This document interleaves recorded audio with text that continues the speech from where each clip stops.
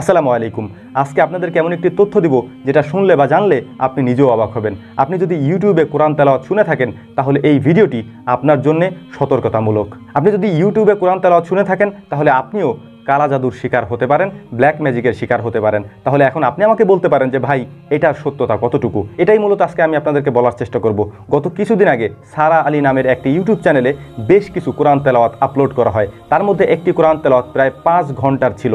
ওই কোরআন তেলাওয়াতটি নিচে লেখা ছিল যে এই কোরআন তেলাওয়াত শুনলে আপনার নিশ্চিত ঘুম আসবে। এবং আমরা অনেকেই এই কাজটি করে থাকি, কোরআন তেলাওয়াত চালিয়ে দিয়ে ঘুমিয়ে যাই, বা আমাদের যখন ঘুম না আসে তখন আমরা এই কাজটি করি বা বাসায় চালিয়ে রাখি। এই ক্ষেত্রে যে বিষয়টি হয়েছে সেইটা হচ্ছে, এই কোরআন তেলাওয়াতটি যখন আরবি এক্সপার্টরা রিসার্চ করেছিল এবং তারা যখন এটা সম্পর্কে জানতে পেরেছিল তখন এটাতে অবাক করার মতো কিছু ঘটনা ঘটেছিল। আর সেই ঘটনাগুলি হচ্ছে, এই কোরআন তেলাওয়াতের পিছনে একটি মেয়ের কণ্ঠ শোনা যাচ্ছিল, যা খুবই অবাক করার মতো একটি বিষয় ছিল। এবং যে ভাষাগুলি ইউজ করা হয়েছিল ওই ভাষাগুলি শুনে অনেকেই অবাক হয়েছেন, যে ভাষাগুলি কালা জাদু বা ব্ল্যাক ম্যাজিকের ক্ষেত্রে ব্যবহার করা হয়। ওই ভিডিও দেখার পরে আরবি এক্সপার্টরা আরও জানিয়েছিলেন এই ভিডিওতে স্পষ্টতই কোরআন তেলাওয়াতের ক্ষেত্রে অনেকগুলি আয়াতকে উলট পালট করা হয়েছে এবং ঘুরিয়ে দেওয়া হয়েছে।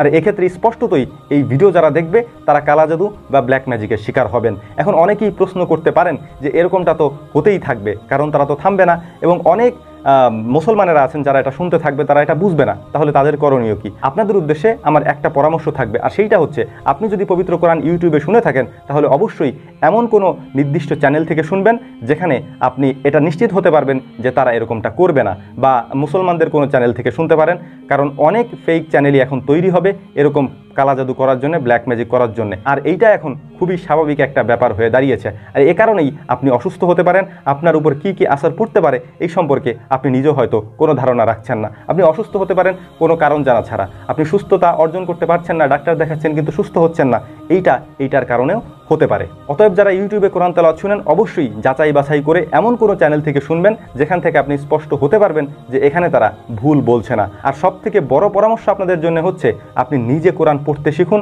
নিজে কোরআন রিসার্চ করতে শিখুন এবং নিজে কোরআনের অর্থ করতে শিখুন। তাহলে আপনি এই ধোকার মধ্যে পড়বেন না ইনশাআল্লাহ। এখন এই বিষয়টি আপনাদেরকে আমি আবারও বলার চেষ্টা করতেছি, সবাইকে সতর্ক করছি, যারা পবিত্র কোরআন ইউটিউব থেকে শোনেন এবং সেখান থেকে শুনে শুনে হয়তো রাতে কেউ ঘুমানোর সময় চালিয়ে রাখেন, অথবা কেউ হাঁটতেছেন চলতেছেন কানের ভিতরের মধ্যে ইয়ারফোন দিয়ে রাখছেন, এভাবে যারা শুনেন তাদের জন্য একটা সতর্কতা। সেইটা হচ্ছে, আমি আবারও বলছি, আবারও রিপিট করছি, নির্দিষ্ট এবং অথেন্টিক এমন কোনো জায়গা থেকে আপনি শুনবেন যেটা একেবারে 100% পিওর, যেখানে কোনো জিনিস মিলানোর কোনো সুযোগ থাকে না। যেমন হারামাইন শরীফের তেলাওয়াত আপনি শুনতে পারেন, এবং সৌদি আরবের আব্দুর রহমান সুদাইসের তেলাওয়াত আপনি শুনতে পারেন।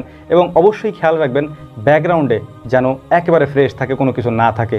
এই বিষয়গুলি খুব সতর্কতার সাথে শোনার চেষ্টা করবেন, কারণ আপনি যদি এর দ্বারা ব্ল্যাক ম্যাজিকে আক্রান্ত হন তাহলে এটা থেকে বেরিয়ে আসতে আপনার যুগ যুগ লেগে যেতে পারে, আপনি নাও বেরিয়ে আসতে পারেন। এটা এমন একটা কঠিন জিনিস।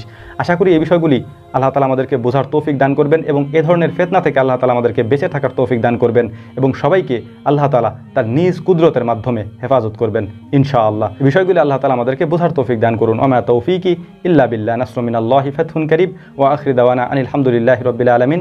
আসসালামু আলাইকুম ওয়া রাহমাতুল্লাহি তাআলা ওয়া বারাকাতুহু।